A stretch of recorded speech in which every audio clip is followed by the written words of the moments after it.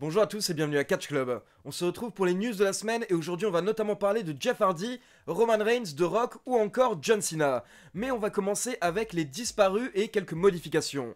Donc d'abord au niveau des modifications, il faut savoir qu'un nouveau catcheur vient de perdre son prénom du côté de la WWE. Il s'agit de Buddy Murphy qui s'appelle dorénavant simplement Murphy. Comme vous le savez, c'est assez fréquent du côté de la WWE de modifier les noms des catcheurs. On a par exemple Alexander Rousseff qui est devenu simplement Rousseff, Antonio Cesaro qui est simplement devenu Cesaro, et on a une explication concernant Buddy Murphy. D'après le journaliste Ryan Satin qui travaille à la WWE, apparemment si la fédération a décidé d'enlever le nom Buddy, c'est parce que Buddy ne ressemble pas assez à un prénom de disciple. Alors que selon la WWE, Murphy colle plus à un disciple de Seth Rollins.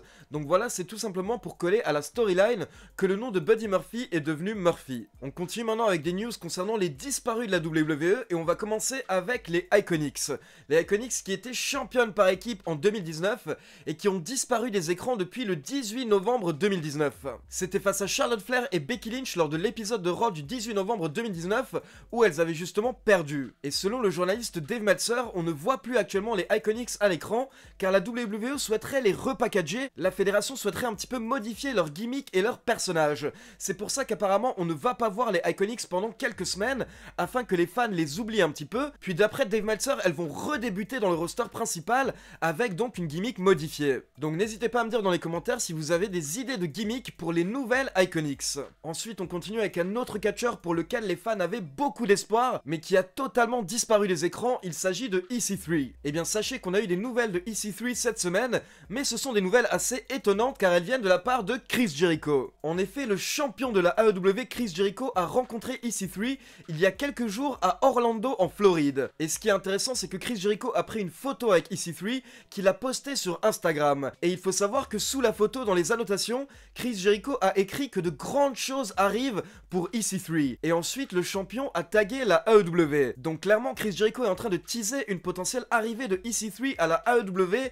Et honnêtement, beaucoup de fans sont totalement d'accord avec Chris Jericho, car beaucoup de fans sont déçus de l'utilisation, ou plutôt de la non-utilisation de EC3 à la WWE. On continue maintenant avec un spoiler concernant Elimination Chamber. Beaucoup d'entre vous m'ont posé la question dans les commentaires, donc pour info, oui, on aura bien le droit à Elimination Chamber cette année, le 8 mars 2020. Donc le pay-per-view aura lieu moins de 2 semaines après WWE Super Showdown, qui aura lieu le 27 février en Arabie Saoudite. Et pour info, lundi soir lors de Raw, il faut savoir qu'il y a une publicité de la WWE qui a été diffusée dans certaines villes, et dans cette publicité, il y avait un spoiler par rapport au Elimination Chamber match qui aura lieu le 8 mars. Et cette publicité nous confirme qu'on aura le droit à un Elimination Chamber match avec 6 catcheurs de SmackDown, et le vainqueur de ce match affrontera le champion universel à WrestleMania 36. Et pour info, lors de cette pub, les 6 catcheurs qui participeront au match sont dévoilés.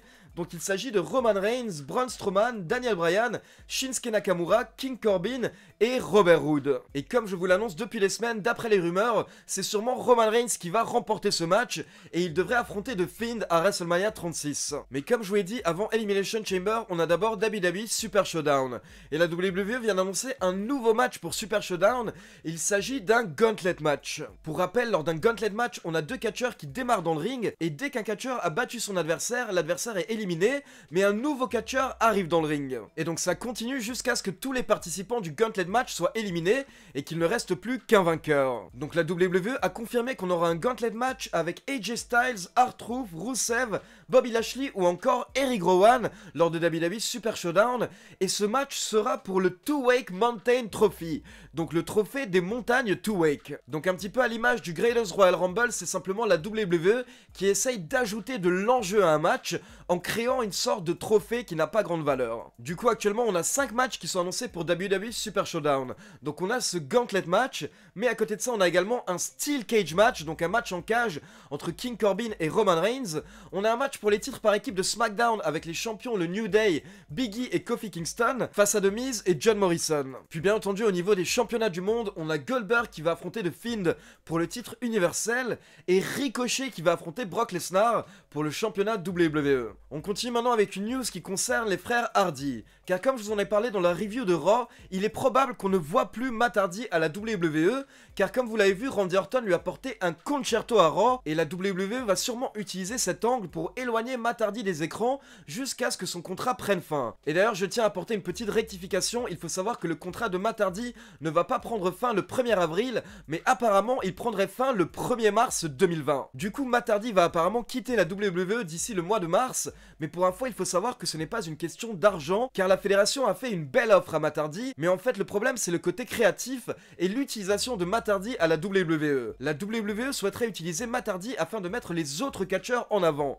alors que Matt Hardy pense qu'il a encore beaucoup en lui et qu'il peut encore avoir un run au top. Mais du coup, beaucoup de fans se demandent quelle est la situation de Jeff Hardy. Donc déjà, pour rappel, il faut savoir que Jeff Hardy était éloigné des rings suite à une blessure au genou, et à côté de ça, pendant son absence, il a eu à nouveau quelques problèmes avec la police et la justice. Jeff Hardy avait notamment été arrêté pour conduite en état d'ébriété, et il faut savoir qu'il va être jugé le lendemain de WrestleMania cette année. Alors déjà, première précision, normalement le contrat de Jeff Hardy devrait prendre fin en même temps que le contrat de Matt Hardy. Mais comme vous le savez, la WWE peut prolonger le contrat des catcheurs qui étaient absents pour cause de blessures, et c'était le cas pour Jeff Hardy, donc la WWE va sûrement prolonger son contrat pour plusieurs mois. Et à côté de ça, il faut savoir que plusieurs journalistes américains annonçaient qu'on ne reverrait pas Jeff Hardy avant WrestleMania 36, car tout simplement la WWE ne l'utilisera pas avant son jugement.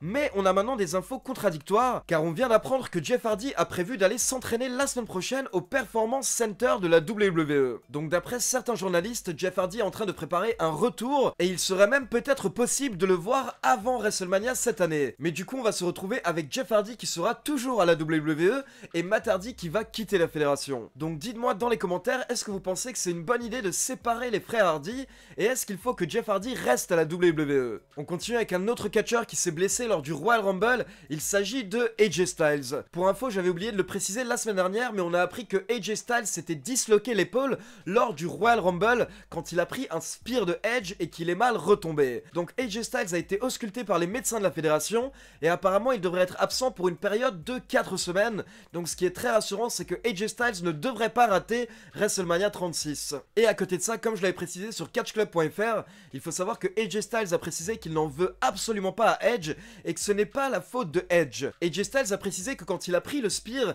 il voulait le vendre de manière impressionnante pour le public, car c'était le retour de Edge après 9 ans d'absence. Et malheureusement, les choses se sont tout simplement mal passées, AJ Styles est mal retombé et donc il s'est blessé, mais ce n'est pas la faute de Edge. On continue maintenant avec une news qui concerne John Cena et qui va faire plaisir à beaucoup de fans, car la WWE a annoncé hier que John Cena sera de retour à SmackDown le 28 février. En effet, John Cena apparaîtra à SmackDown, mais nous ne savons pas pour quelle raison actuellement. Comme vous le savez, si vous suivez la WWE, les apparitions de John Cena se font de plus en plus rares, mais il y a beaucoup de rumeurs qui annoncent que cette année, il souhaite avoir un gros match lors de WrestleMania 36.